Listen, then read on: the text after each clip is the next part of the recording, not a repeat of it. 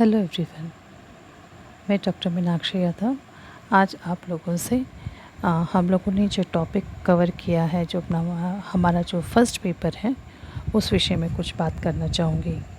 जैसे कि आप लोग स्लाइड में देख ही सकते हैं कि आज के जो हमारी डिस्कशन है वो बेसिकली क्वेश्चन आंसर्स पर हैं कि जो हमने टॉपिक किए हैं, जैसे व्हाट इज़ एडमिनिस्ट्रेशन, प्रशासन किसे कहते हैं, उसकी परिभाषाएं क्या हैं, उसका स्कोप क्या है, उसका क्षेत्र क्या है। ये सब जो छोटे टॉपिक्स हम लोगों ने अभी इन दिनों डिस्कस किए हैं, उससे रिलेटेड हम लोग आज बात करेंगे कि कैसे कैसे क्वेश्चंस बन सकते हैं। बेसिकली आपके लिए एक ये रिवीजन टेस्ट कह लीजिए या प्रैक्टिस है, जो डेफिनेटली आपको बहुत फ़ायदा करेगी। And you need not worry, it's just a warm up for you. Practice makes the man perfect. Definitely आप लोगों ने भी बहुत सुना होगा, करत करत अभ्यास के जड़मति होत सुजान, रसरी आवत जात है सिल पर पड़त निशान। अर्थात किसी भी चीज़ की हमको तब तक प्रैक्टिस करनी चाहिए या अभ्यास करना चाहिए जब तक हम उसके ऊपर महारत ना हासिल कर लें। जब तक हम उसकी खूब प्रैक्टिस करते जाएंगे तो हम इस बात को जान सकेंगे कि हमारी कौन सी कमियां थी जिन्हें हम दूर कर पाएँ, और जो कमियां थी हम उन्हें दूर करके उसमें एक परफेक्शन लेकर आ सकते हैं। आज जो मैं आप लोगों को क्वेश्चन आंसर्स दे रही हूँ वो दो तरीके के हैं। एक तो हैं बहुत छोटे answers, you have to write very short answers, maybe in 30 to 40 words only. और कुछ आप लोगों के लिए MCQs हैं, वस्तुनिष्ठ प्रश्न हैं, जो आप लोग देखेंगे तो आपको समझ में आएगा। और उनका आंसर, जो वस्तुनिष्ठ प्रश्न हैं, जो ऑब्जेक्टिव क्वेश्चंस हैं, उसका आंसर भी मैं इसी PPT में आप लोगों को दूंगी। But be honest to yourself, उस PPT के आंसर्स देखने से पहले कोशिश कीजिए आप कि खुद उसको सॉल्व करें, और नहीं आ रहा तो it's not an big issue. Important thing is कि नो, अगर नहीं आ रहा है तो आप उस देख लीजिए आंसर और उस टॉपिक को दोबारा पढ़िए, ताकि आप लोगों को समझ में आए कि हमसे कहाँ मिस्टेक्स हो रही हैं। These are 5 questions. The first question is what is administration? प्रशासन किसे कहते हैं? The second is define public administration. लोक प्रशासन को परिभाषित कीजिए. Who gave the concept of post cop? Post cop की का जो कंसेप्ट है वो किसने दिया था? Explain post cop. Post cop की आप व्याख्या कीजिए कि पोस्ट कॉप से आप बेसिकली क्या समझते हैं। और लास्ट क्वेश्चन है what are the elements of administration? प्रशासन के क्या तत्व हैं? अब ये जो हमने 5 क्वेश्चंस लिखे हैं, जैसे मैंने शुरू में कहा है कि आपको बहुत संक्षिप्त उत्तर देना है, 30 से 40 शब्दों में ही आपको इनका उत्तर देना है, कोई बहुत बड़े आंसर्स नहीं है ये। तो आप इसको अटेम्प्ट कीजिएगा, देखिएगा। और अभी आगे जो क्वेश्चंस हैं वो हैं MCQs, वस्तुनिष्ठ प्रश्न हैं आप लोगों के लिए। पहला है which of the following administrative thinkers has defined administration as the organisation and direction of human and material resources to achieve desired ends. वो कौन से विचारक हैं, मीन्स निम्नलिखित में से कौन से विचारक हैं जिन्होंने ये कहा कि मनुष्य तथा भौतिक साधनों का संगठन एवं नियंत्रण ही प्रशासन है। सेकंड क्वेश्चन है,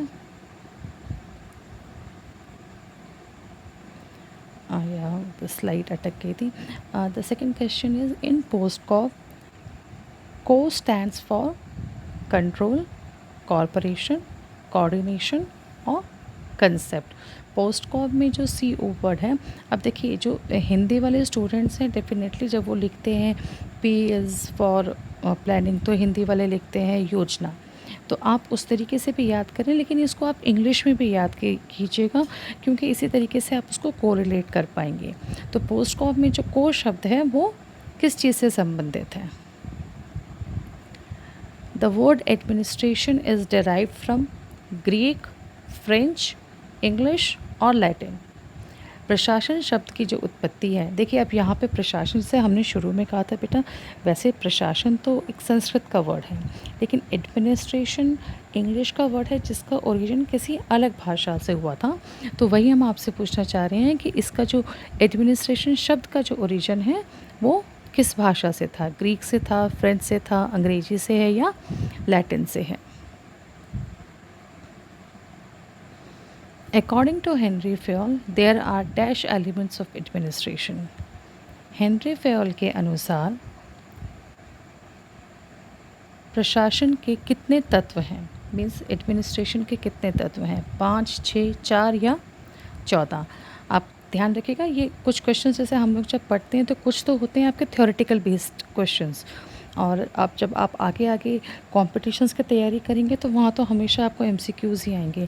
तो whenever you are going through your material, आप जो भी चैप्टर पढ़ रहे हैं, कुछ भी पढ़ रहे हैं, उसको पहले बार में नोट्स मत बनाइए, 2 या 3 बार पढ़िए, फिर नोट्स बनाइए। और नोट्स भी 2 तरीके से आप जब बनाएं तो ध्यान रखिएगा कि एमसीक्यू क्वेश्चंस कैसे बन सकते हैं इसमें से, और जो थ्योरेटिकल बेस्ड क्वेश्चंस हैं वो कैसे बन सकते हैं। And the last question is, administration can be related to only to the government, only to private, both A and B of या none of the above? अर्थात प्रशासन किससे संबंधित है? केवल सरकार से, या क्या केवल निजी प्रशासन होता है, दोनों सरकारी या निजी प्रशासन होता है, या उपरोक्त में से कोई सा भी नहीं? तो नेक्स्ट स्लाइड में इन सब के आंसर्स हैं, लेकिन मैं आप लोगों से उम्मीद करूंगी कि आप लोगों ने अभी तक जितने भी क्वेश्चंस देखे होंगे, साथ के साथ इसका आंसर्स भी आप लोगों ने आइडेंटिफाई कर लिया होगा। तो all the best to you all. These are the answers. जो पहला क्वेश्चन था हमारा कि मनुष्य तथा भौतिक संसाधनों का संगठन एवं नियंत्रण ही प्रशासन है, ऐसा किसने कहा था? तो पिफनर, इट वाज पिफनर। एंड इसी तरीके से जो आगे के जो क्वेश्चंस हैं आप लोग उसको क्रॉस चेक कर सकते हैं, और आप लोगों को पता चल जाएगा कि what does post cop stands for. Henry Fayol ने अपने एडमिनिस्ट्रेशन के या प्रशासन के कितने तत्व बताए थे, या जो प्रशासन का संबंध है किससे संबंधित है, क्या केवल सरकारी प्रशासन होता है या निजी प्रशासन है, व्हाटसोएवर इट इज़। तो आप लोगों को घबराने की ज़रूरत नहीं है। ये वाले जो क्वेश्चन आंसर्स हैं ये जस्ट रिवीजन के लिए आप लोगों को दिए गए हैं। रिवीजन इसीलिए बेटा क्योंकि जो जो हम पढ़ते जा रहे हैं उसका हम रिवीजन करेंगे तो हम लोगों के लिए क्लियर हो जाएगा कि हमें कितना समझ में आ रहा है। और आप लोग मेरे को व्हाट्सअप मैसेज कर सकते हैं कि मैडम हमें क्या समझ में आया, क्या नहीं आया, ताकि हम दोबारा इसका रिवीजन करते रहें और मुझे भी समझ में आएगा कि आप लोगों को कहाँ दिक्कत आ रही है ना। तो अभ्यास कह लीजिए, रिवीजन कह लीजिए, it is really very important as you all know कि रिवीजन करने से हम लोगों को न केवल तथ्यों को याद करते हैं जो हम लोगों ने विषय पढ़ा है, जिस चीज़ के बारे में जानने की कोशिश करी है, न केवल हम उसको मेमोराइज़ करते हैं बल्कि हम ये देखते हैं कि हमें उसमें से कितना समझ में आया, कितना समझ में नहीं आया।